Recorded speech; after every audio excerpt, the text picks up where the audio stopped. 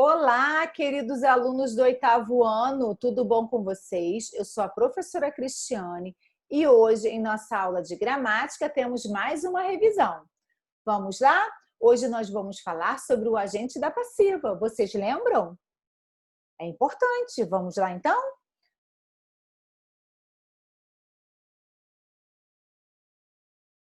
Vamos lá. Prestando atenção aqui comigo. Revisão, agente da passiva. É o termo que indica quem pratica a ação de uma oração na voz passiva. É o termo preposicionado, sendo utilizada maioritariamente a preposição por ou as suas formas contraídas, pelo, pela, pelos, pelos. O agente da passiva corresponde ao sujeito de uma oração na voz ativa, tá? Então, olha só, vocês perceberam aqui na explicação que o agente da passiva ele vai aparecer na voz passiva, claro, tá?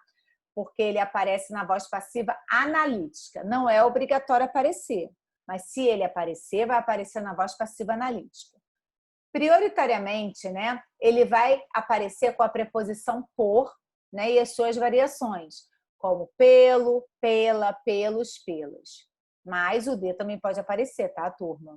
Não se iludam. O agente da passiva corresponde ao sujeito de uma oração na voz ativa. Ou seja, o agente da passiva é quem está praticando a ação na voz passiva, certo? A festa foi confirmada pelos organizadores, tá? Na verdade, quem é o sujeito aí? A festa, mas é um sujeito agente ou paciente? Paciente, porque quem pratica a ação aí? Os organizadores, na verdade, os organizadores que confirmaram a festa, tá? O bolo foi encomendado pela empresa para o aniversário de um funcionário. O bolo foi encomendado pela empresa. O bolo é o sujeito, mas é um sujeito paciente. Quem foi que encomendou o bolo? A empresa, tá? Então, é o agente da passiva. O ladrão foi preso pelos policiais. Quem aí é o sujeito? O ladrão, mas ele é um sujeito paciente. Quem é que prendeu os ladrões? Os policiais que prenderam, tá? Então, eles são os agentes da passiva. Lembrando que o agente da passiva, ele não é obrigatório. Se ele aparecer, vai aparecer aí, ó, na voz passiva analítica, tá legal? Destaque os agentes da passiva das frases abaixo. As terras foram desapropriadas pelo governo. As terras é o sujeito paciente. Quem desapropriou as terras? Pelo governo, foi o governo, então vai ser pelo governo. A prova foi adiada pelo professor. Quem foi que adiou a prova? O professor. Então, pelo professor é o agente da passiva.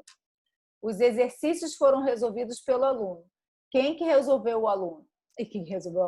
Quem que resolveu os exercícios? O aluno que resolveu. Então, ele é o agente da passiva. O castelo estava cercado de inimigos. Olha aí aparecendo com a preposição de. Coloquei justamente para mostrar para vocês que na maioria das vezes, né, aparece qual a preposição? Pelo, por, pela, mas pode aparecer também a preposição de. Tá legal, turma? Fiquem atentos. Então, o castelo estava cercado de inimigos. Os inimigos que cercaram o castelo. O castelo aí é um sujeito paciente, certo? Agora aqui, acrescente um agente da passiva nas frases abaixo. É pessoal. Eu vou fazer a minha, vocês podem fazer a de vocês. O carro será lavado pelo pai. O carro será lavado pelo filho. O carro será lavado pelo funcionário. O livro era lido pela professora. O livro era lido pela mãe. O livro era lido pela criança, tá? Pode variar. Vocês vão criar o agente da passiva. Lembrando que o agente da passiva tem que vir com uma preposição.